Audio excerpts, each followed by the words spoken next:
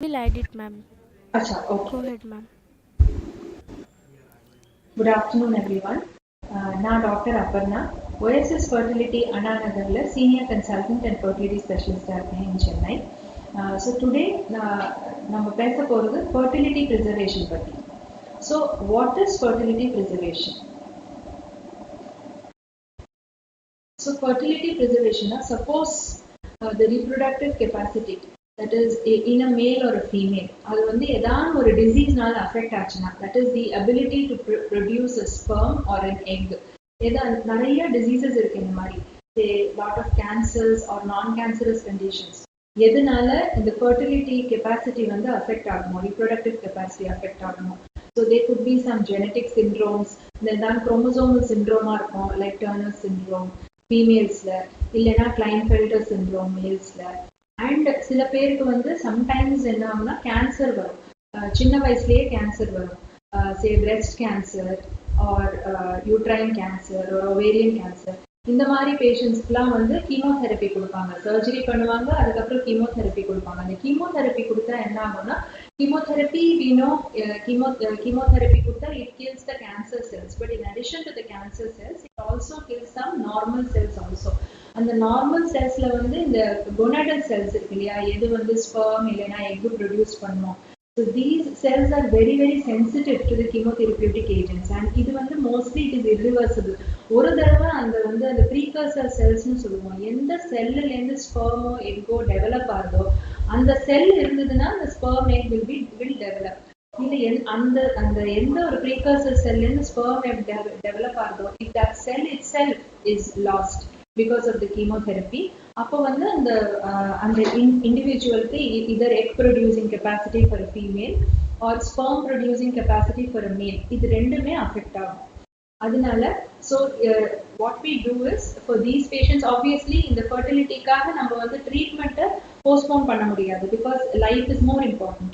அதனால so there is something known as fertility preservation, that is there are certain methods by which we can preserve the fertility of these patients, and we will be talking about it now.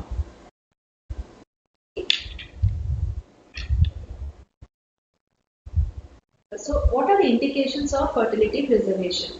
So one is, first and foremost, is cancer.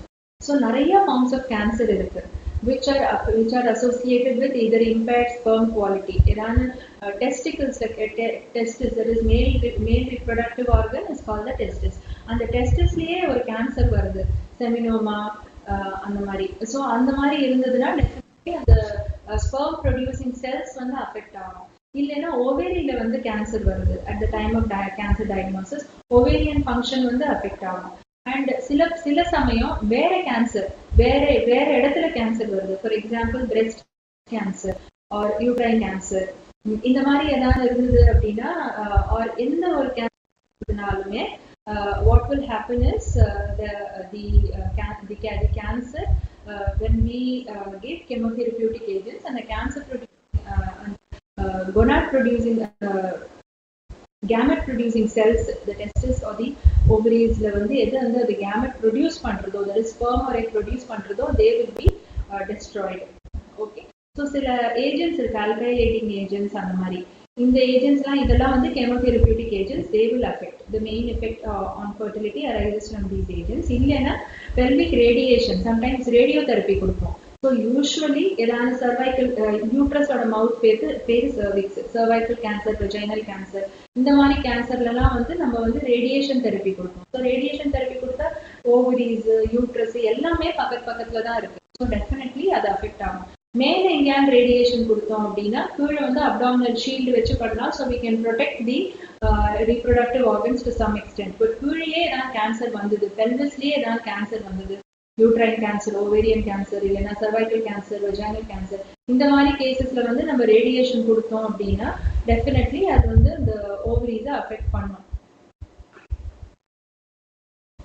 So different aspects of reproductive ஹெல்த்தை வந்து it will affect இந்த மாதிரி கொனாடல் treatment.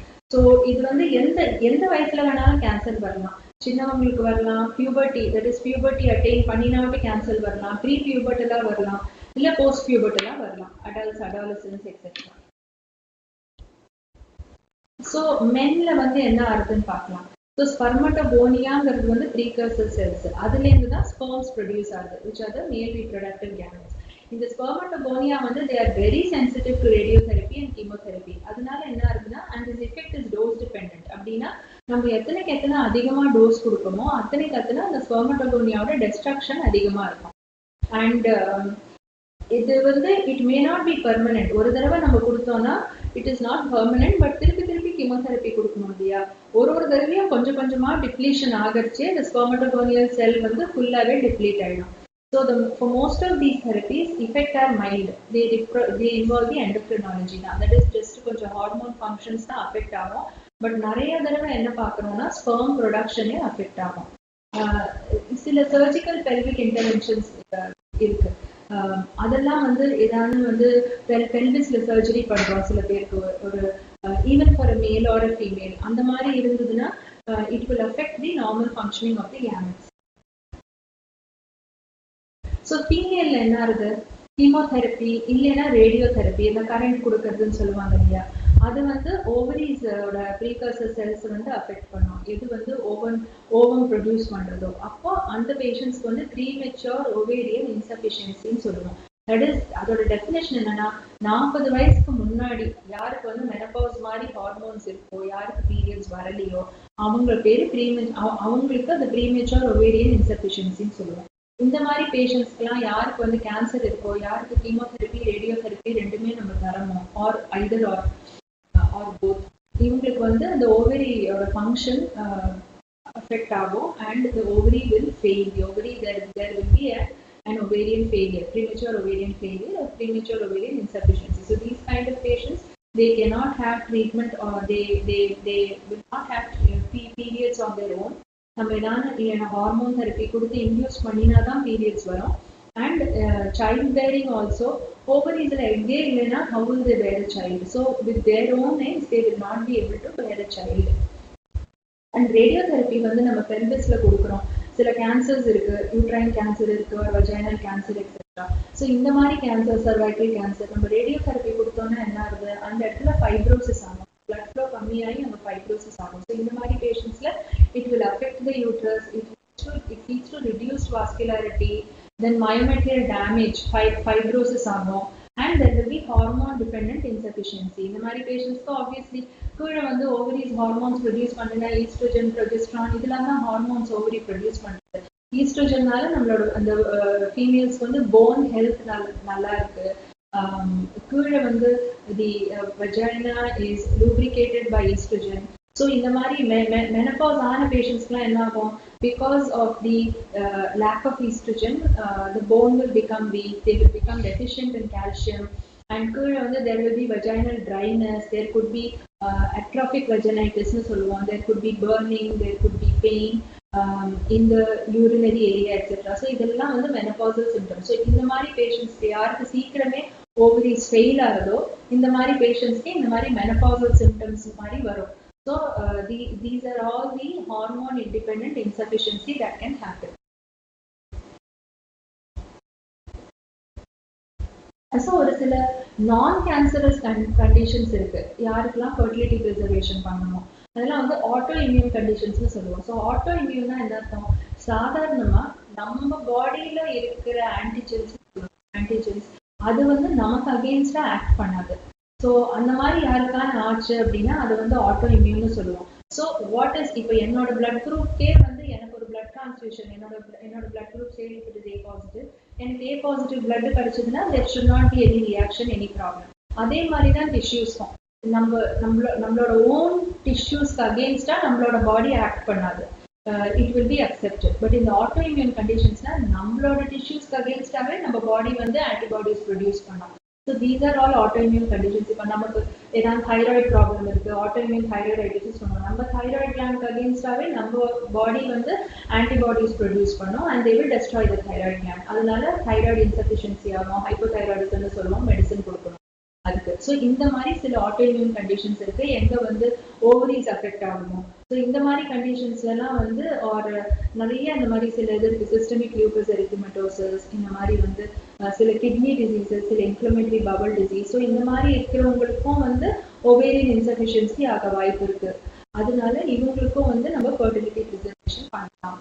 And ஒரு சில medical conditions இருக்கு. நம்ம முன்னாடியே பார்த்தோம். ஏதாவது ஒரு பினைன் ஒவேரியன் டியூமர் இருக்கு, இல்லைன்னா ஃப்ரெஜைல் எக் சிண்ட்ரோம்னு ஒன்று இருக்கும், ஆர் டர்னர் சிண்ட்ரோம்னு இருக்கு. Turner syndrome, mosaic turner syndrome. So இவங்களுக்கு வந்து சாதாரணமாக ஒரு ஃபீமேலுக்கு 46 XX குரோமோசோம்ஸ் இருக்கும்.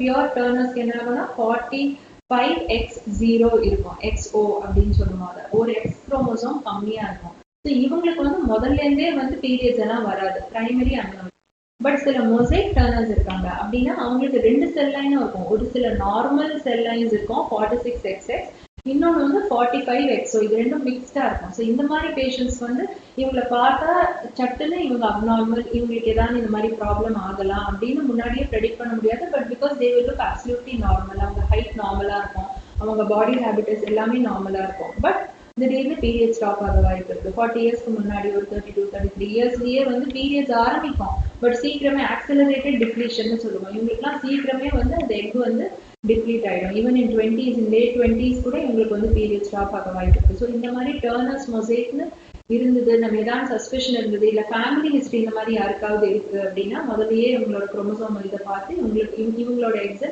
சேவ் பண்ணி வைக்கலாம், என்னென்ன இருக்கும். அண்ட் ஒரு சில மேல்ஸ்க்கு வந்து sometimes there is testicular damage, ஏதாவது இன்ஜுரி ஆகுது டெஸ்டிஸ்ல, ஏதாவது விளையாடுறச்சையோ some accident or something there is damage, அங்கே ஒரு பிளட், அங்கே ஒரு ரத்த கட்டி இருக்கு which is not allowing the testis to performance function. So அந்த மாதிரி கொஞ்சம் கொஞ்சமா வந்து ஆர் மம்ஸ் வரலாம் சில பேருக்கு, அந்த பொன்மீன்னு சொல்லுவாங்க, மம்ஸ் ஆர்கைட்டிஸ்ன்னு சொல்லுவோம். மம்ஸ் வந்து வந்ததுன்னா இட்ஸ் வைரல் இன்ஃபெக்ஷன். அது வந்துச்சுன்னா எக் இருந்தாலும் ஸ்பெர்ம் இருந்தாலும் அது வந்து ஓவரிஸையும் அஃபெக்ட் பண்ணும், ஆர் அது வந்து டெஸ்டிஸையும் அஃபெக்ட் பண்ணும். And they will have azoospermia, that is ஸ்பெர்ம்ஸே இருக்காது அவங்களுக்கு. ஸோ இந்த மாதிரி பேஷண்ட்ஸ்க்குலாம் கூட they can have fertility preservation. Mumps பேஷண்ட்ஸ்க்கு நம்ம எதுவும் பண்ண முடியாது, ஏன்னா முதல்லயே இந்த மாதிரி. பட் ஏதாவது டெஸ்டிகுலர் டேமேஜ் ஆகுது, ஏதாவது ஆக்சிடென்ட்னால ஏதாவது ஆகுது அப்படின்னா when we know that such a thing, கொஞ்சம் நம்ம சஸ்பெக்ட் பண்ணோம்னா that the testis function can fall, so we can preserve the sperms, we can freeze the sperms and keep them.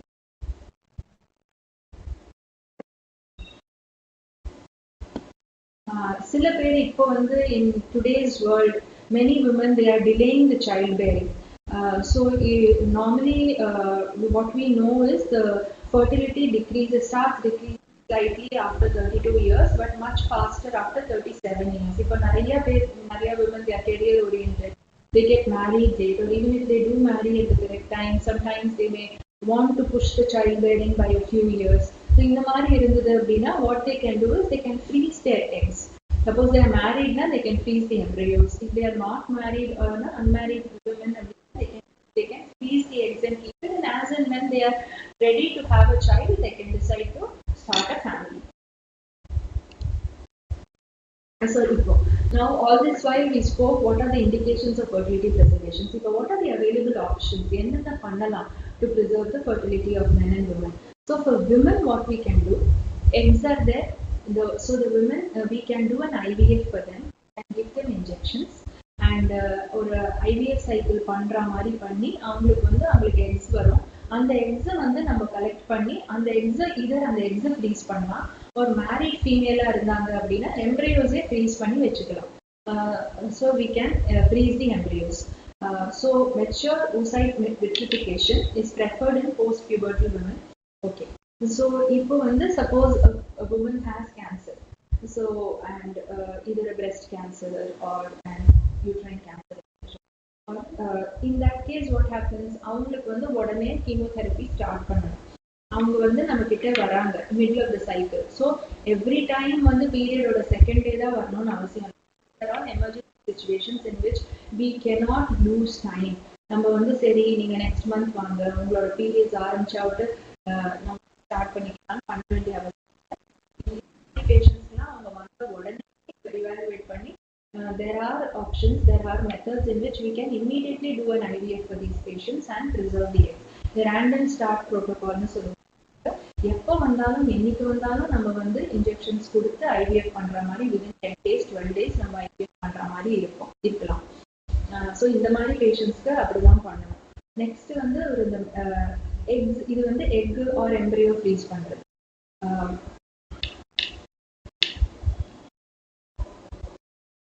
சில பேஷண்ட்ஸ்க்கு வந்து ஃபர்டிலிட்டி ப்ரிசர்வேஷனுக்கு வந்து நம்ம அந்த அளவுக்கு கூட டைம் இல்லை, ரொம்ப வெயிட் பண்ண முடியாது அப்படின்னா there is another method called in vitro maturation. நம்ம கொஞ்ச நாள் மட்டும் ஃபுல்லா இன்ஜெக்ஷன்ஸ் கொடுக்காத கொஞ்ச நாள் மட்டும் ஒன்று கொடுத்து நம்ம இம்மெச்சூரா இருக்கிறச்சியே எக்ஸ் இருக்கிறச்சியே அந்த எக்ஸை வந்து நம்ம வெளியில எடுக்கலாம். ஸோ அந்த எக்ஸை வந்து இன் விட்ரோ மேச்சுரேஷன் வெளியில வந்து நம்ம அதை மெச்சூர் பண்ண வச்சு நம்ம அவங்களுக்கு வந்து fertility preservation we can freeze the eggs or we can freeze the embryos. ஹஸ்பண்டோட ஸ்பெர்ம்ஸ் இருந்தது அப்படின்னா we can inject the embryos, we can inject the sperms in the eggs and we can do it by doing an XC and we can freeze the embryo. So Oasisல வந்து இந்த in vitro maturation நிறைய பண்றோம். இந்த மாதிரி cancer patientsக்கு இல்ல generally also for some patients, indicated patientsக்கு we are doing in vitro.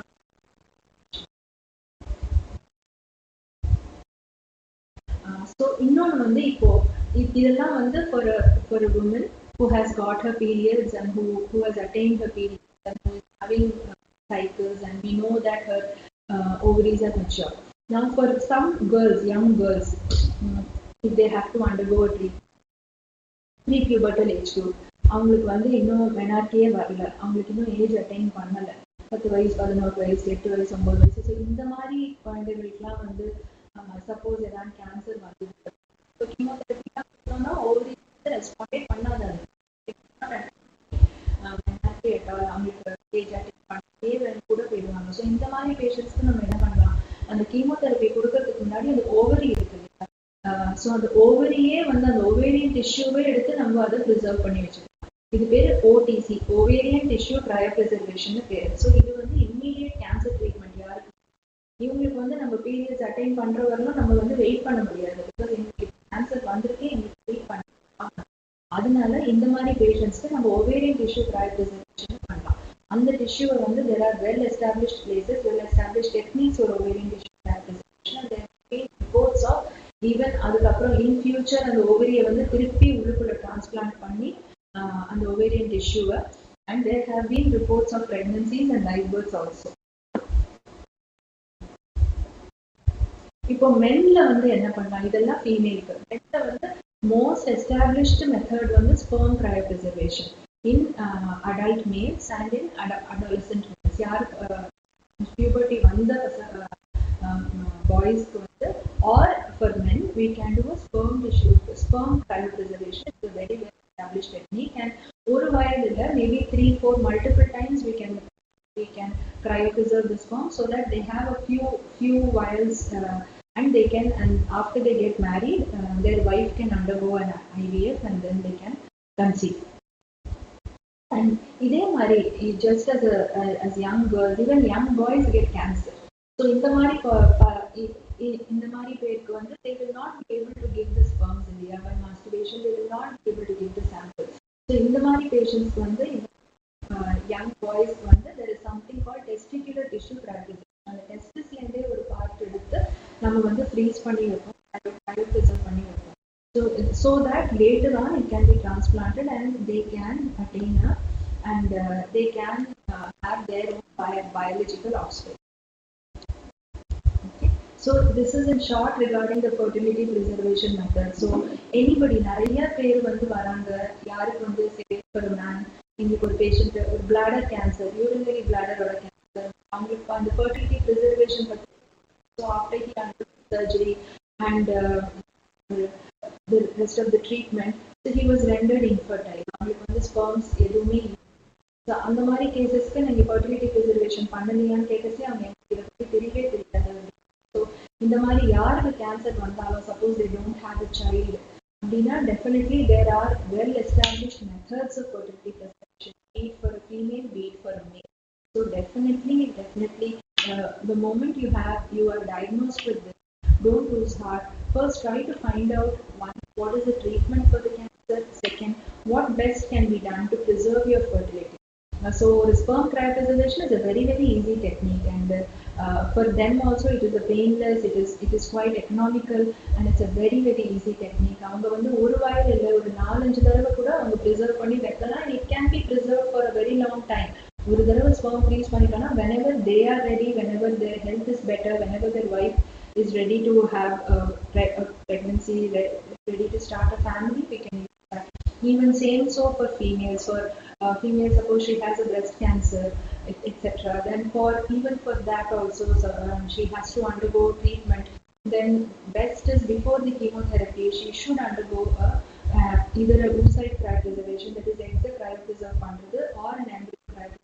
Later on, finishes her treatment, then we can decide what to do with the embryos and when to transfer the embryos. If you have any questions, you can ask.